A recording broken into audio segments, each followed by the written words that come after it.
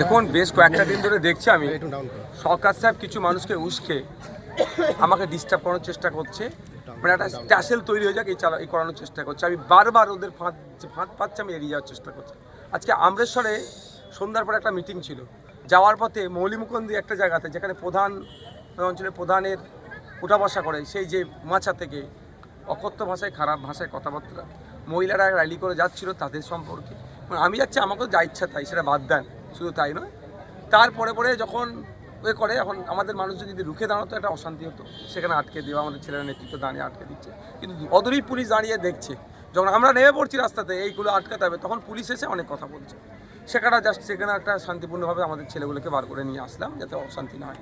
এখানে প্রোগ্রাম চলছিল চরিশ্বরে, ব্যবসা 1 নম্বর অঞ্চলে। এখানে এসে প্রোগ্রাম ভালো চলছিল, এখানে গাড়ি ছিল। হঠাৎ থেকে এখানকার লাইট, এখানে এই মাঠে গাড়ি রাখা ছিল, এখানে লাইট বন্ধ। এখানে যে জাস্ট আমি প্রোগ্রাম শেষ করব, গাড়ি ছাড়বে, আমার ড্রাইভার বলছে যে লাইট বন্ধ করে দিয়ে পিছন দিকে ইট ছুঁড়েছে, গাড়ি কাছে গাড়ি নিয়ে গেছে।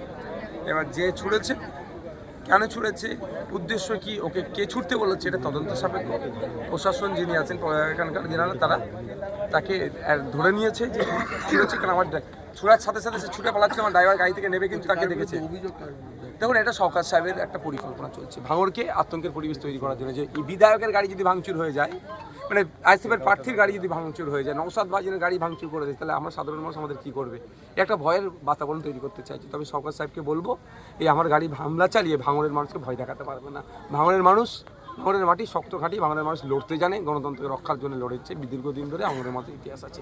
তো সুতরাং আমার গাড়ি ভাঙচুর করি, আমাকে আটকাতে পারবে না। ভাঙড়ে ব্যাপকভাবে মানুষ সরকার সাহেবের বিরুদ্ধে নেমে গিয়েছে, সেই ভয় পাচ্ছে। আর বিভিন্ন জায়গায় তো অবরোধ চলছে। স্বাভাবিক, এটা অস্বাভাবিক কিছু নয়। তাদের দলের চেয়ারম্যানের গাড়ি ভাঙচুর করবে, ভাঙড়ের প্রার্থী, আইএসএফের প্রার্থীর গাড়ি ভাঙচুর করবে। আইএসএফের শুধু মেম্বাররা নাবেনি, সাধারণ মানুষও নেমে গিয়েছে। যখন আমার কাছে খবর আসলো প্রশাসনের পক্ষ থেকে, এবং ভিডিও দেখেছি, একে ডিটেন করেছে, অ্যারেস্ট করেছে, তখন আমি সাথে সাথে আমার যে চ্যানেল থেকে আমরা মালা দিয়েছি, যখন গ্রেফতার করে নিয়েছে, তাহলে আর এটাকে কন্টিনিউ করার কোনো প্রশ্ন নেই, সেটাকে প্রত্যাহার করা হচ্ছে। তাহলে কি চারিদিকে অবরোধ তুলে নেবে? হ্যাঁ, অবশ্যই বলে দেওয়া হচ্ছে। সাথে সাথে মাইক ধরে বলেছি কী ঘটনা ঘটেছে, এবং আমাদের যারা নেতৃত্বের মাধ্যমে মেসেজ পাঠিয়েছি যে অবরোধ তুলে নাও। শুধুমাত্র আপনার নয়, বারবার আইএসএফ কর্মীদের ওপরও ব্যাপকভাবে হামলা চলছে, এটা নিয়ে কী বলবেন? এইটা চালাচ্ছে সরকার সাহেব।